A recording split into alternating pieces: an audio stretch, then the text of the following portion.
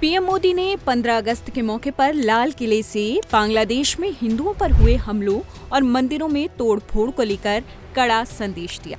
उन्होंने कहा, भारत के 140 करोड़ देशवासियों की चिंता है कि वहां हिंदू अल्पसंख्यक समुदाय की सुरक्षा सुनिश्चित हो। इसी बीच भारत की कुछ नामचीन हस्तियों ने बांग्लादेश में हिंदुओं पर हो रहे अत्याचार के खिलाफ ओपन लेटर लिखा, जिसमें पड़ोसी मुल्क में हिंदुओं पर हो रही हिंसा पर गहरी चिंता व्यक्त की गई।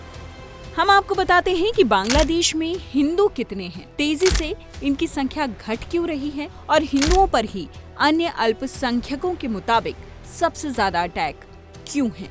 सबसे पहले ये जान लीजिए कि बांग्लादेश में हिंदुओं की आबादी कितनी है। बांग्लादेश सेंसस के मुताबिक देश में 15 करोड़ मुस्लिम हैं और इन पर 1.31 करोड़ हिंदू होंगे। बांग्लादेश में हिंदू धर्म दूसरा सबसे बड़ा धर्म है, जहां पर लगभग 8.2% आबादी हिंदुओं की है। अब आते हैं अगले सवाल पर कि क्यों तेजी से घट रही है हिंदुओं की आबादी। बड़ी संख्या में हिंदू होने के बावजूद बांग्लादेश में 1940 के बाद से हिंदू आबादी में लगातार कमी देखी गई। बांग्लादेश बनने के 3 ही सालों के अंदर आबादी लगभग 13.5% रह गई। हिंदू अमेरिकन फाउंडेशन ने एक रिपोर्ट में बताया कि साल 1964 से लेकर 2013 के बीच 11.3 मिलियन हिंदू बांग्लादेश छोड़कर भारत समेत अलग अलग देशों में भाग गए।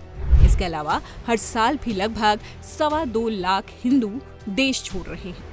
अब अगला बेहद महत्वपूर्ण सवाल ये है कि बांग्लादेश में कई और अल्पसंख्यक धर्म हैं, लेकिन सबसे ज्यादा अटैक हिंदुओं पर ही क्यों? दरअसल बांग्लादेश में वैसे तो हमले सारे ही अल्पसंख्यकों पर हो रहे हैं, लेकिन चर्चा सबसे ज्यादा हिंदुओं पर हमलों की है। इसकी 2 बड़ी वजह है। पहली ये कि ये सबसे बड़ा माइनॉरिटी समूह है। कई हिंदू संगठनों ने तो ये तक दावा किया है कि हिंदुओं पर अब तक 205 बार हमले किए जा चुके हैं। चरमपंथी उन्हें सबसे पहले टारगेट करते हैं। दूसरी वजह है कट्टरपन। बांग्ला भाषा के आधार पर अलग देश बनने के बाद भी इस्लामिक मुल्क की मांग जोरों पर है। हिंदुओं की बड़ी आबादी इसमें रोड़ा थी और यही कारण है कि मुक्ति संग्राम के दौरान हिंदुओं पर पाकिस्तान और बांग्लादेश दोनों ही हमलावर रहे। अब भी बांग्लादेश के कट्टरपंथी हिंदू मेजॉरिटी वाले भारत को दुश्मन की तरह देखते हैं।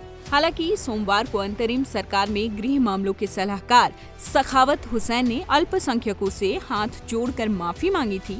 मंगलवार को बांग्लादेश के प्रमुख सलाहकार मोहम्मद यूनुस ढाका के विख्यात ढाकेश्वरी मंदिर भी पहुंचे, लेकिन हिंदुओं का भरोसा नहीं जीत पाए।